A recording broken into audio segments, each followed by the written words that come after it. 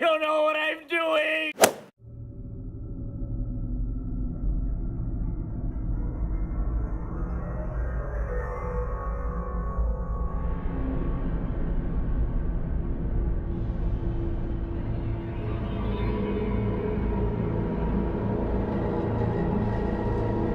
In 1949, George Orwell published the book 1984. In it, he depicted a dystopian world filled with fear, propaganda, and among other things, large pyramid-shaped buildings that would be used to strike fear into the hearts of the proletarians. Half a century later, his predictions were dead on. This is the story of the Hotel of Doom.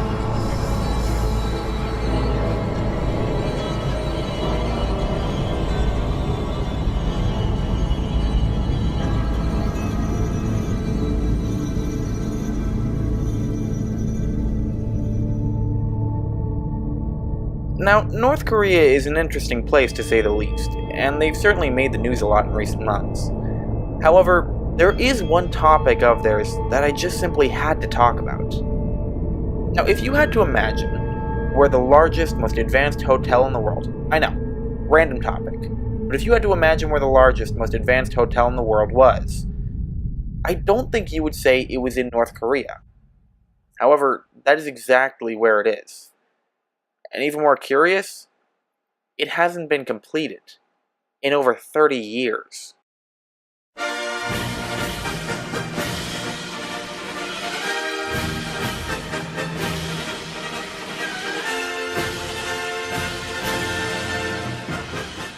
Now for some backstory, we're going to need to go back to the 80s, which was pretty much the golden age of, well, whatever you can call North Korea. The Soviet Union was still around, and the Cold War was as much a war about nuclear arms as it was about just besting the other nations in whatever you could. In 1986, just 2 years after when George Orwell's famous novel was based, a hotel called the Westin Stanford opened up in Singapore. It was nothing significant. However, it drew anger from North Korea, simply because it was designed by a South Korean firm, and North Korea knew that they had to respond immediately. However, what they envisioned was bigger. Much bigger. The plan was to build the largest and most advanced hotel in the world that would attract Western investors and prove to everyone in the world just how dominant the North Korean government was. The plan completely backfired. Construction started in 1987, almost immediately after the completion of the Westin Stanford. However, it was planned to be completed by 1989. This was planned to coincide with the International Festival of Youth and Students, a festival that had been heavily criticized by Western countries for spreading, among other things, propaganda of socialism. Now this is all starting to make a little bit of sense, isn't it? However, by 1992, the hotel still hadn't been completed. Only the inside concrete shell of the hotel had finished construction. And the thing is, if you know anything about history, 1992 was a very different year from 1987, and a few things had changed. Let's run through the timeline. 1989, the Berlin Wall is torn down, removing the separation between East and West Berlin, and essentially, the eastern and western sections of the world. And in 1991, the Soviet Union collapses entirely. North Korea no longer had a source of income, as they had essentially been relying on the Soviet Union for money, food, and pretty much anything it takes to run a nation. And suddenly the priority of completing this hotel, it didn't really seem that important anymore. In the years immediately following the collapse, North Korea basically turned to shit.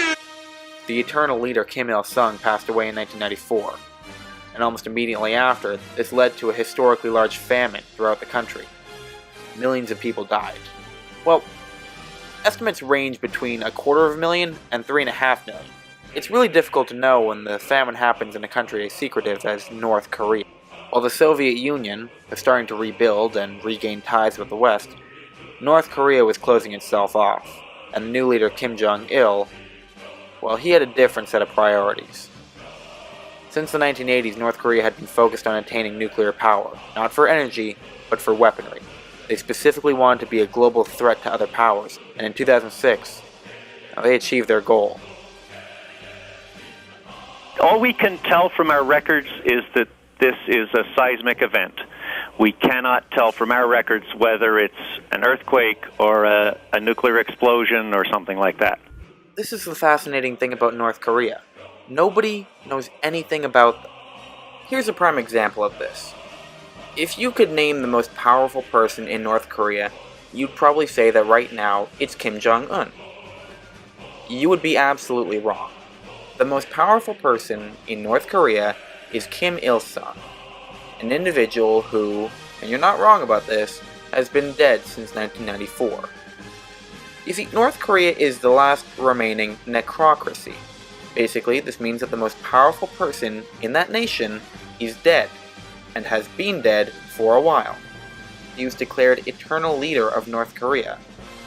And so, to this day, he is the most powerful person in the country. During the entire administration of Bill Clinton and George W. Bush, the tallest building in North Korea was a concrete shell that was uncompleted. To add insult to injury, they just left a crane up there. But for 16 years, that crane just continued to rust in the rain, and you know, what is it with my videos and having abandoned cranes? That's kind of specific. However, if you look at the hotel today, you'll notice that it is not a concrete shell. It is a quite beautiful glass pyramid. In April of 2008, the North Korean government decided to finally finish the glass facade outside of the project. They did this by approaching the Orascom group, which allowed them to acquire the sufficient funds to complete the rest of the project. But here's the weird thing though. The Orascom group is not a North Korean construction company, it's an Egyptian company. I guess if you're going to build a pyramid, you might as well ask the Egyptians. This deal was acquired in order to secure a 3G network across all of North Korea. So essentially, they made a deal to get a wireless network across North Korea that the people can't use to build a hotel that people can't stay in. The Ryogang Hotel is often referred to as the Hotel of Doom, and for good reason. The Ryogang Hotel honestly seems like the worst hotel since maybe Hotel Mario. Lots of spaghetti! Okay, maybe not quite that bad, but still pretty bad. So after securing a $400 million deal to build and run a 3G mobile phone network, it was announced that the hotel would be completed in 2012, coinciding with the 100th anniversary of the previously mentioned eternal leader Kim Il-sung. Wrong. It's been 6 years since 2012, and the hotel's still not done. They made other plans to open it up in 2013, but again, it was cancelled. Once again, the hotel was left in a kind of complete state, this time just more so than the last time. While the outside paneling was completed, very little was known about what was on the inside, and it's heavily speculated that the hotel is just empty. However, Kroyo Tours, a very famous North Korean tourism group, because those exist, actually published photos of the inside of the hotel, leading many to believe that the hotel might actually be possible to occupy. However, if anyone takes a second to think about leaving a giant 1,000-foot tall concrete structure outside in the elements for 16 years with no maintenance or construction, and thinking that that might lead to faults in the design and possible structural issues, well, you're exactly right. The structural soundness of the hotel has been brought into question. Now, apparently in 2009, a representative from the Egyptian firm actually stated that the hotel had too many problems. There have been many further developments.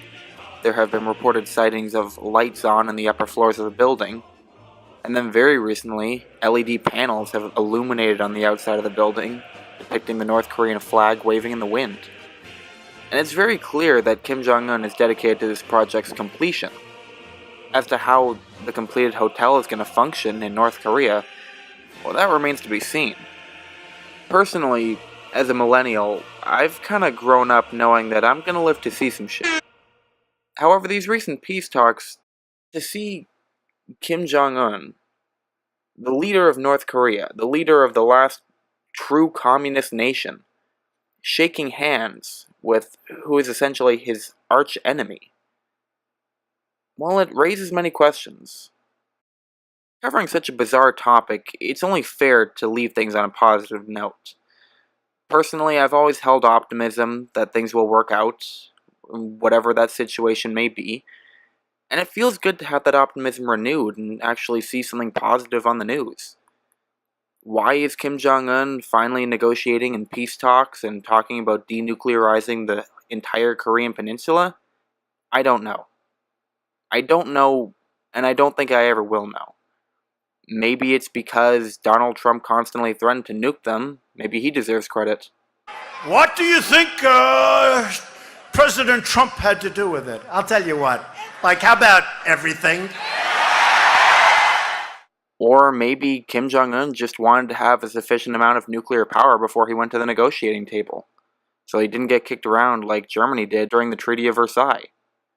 Or maybe, just maybe, he saw what he was doing and decided to have a change of heart due to the fact that he just blew up his only nuclear test facility and no longer had any way of testing nuclear weapons. And with that, my name is Jeremy. I don't know what I'm doing. Don't forget to like, subscribe, and give me more ideas in the comments. And I will leave you with this. Chinese scientists reporting that North Korea's nuclear test site has collapsed since the rogue regime's last test in November. This ahead of a historic summit set to take place on Friday between rival Korean leaders Kim Jong-un and Moon Jae-in.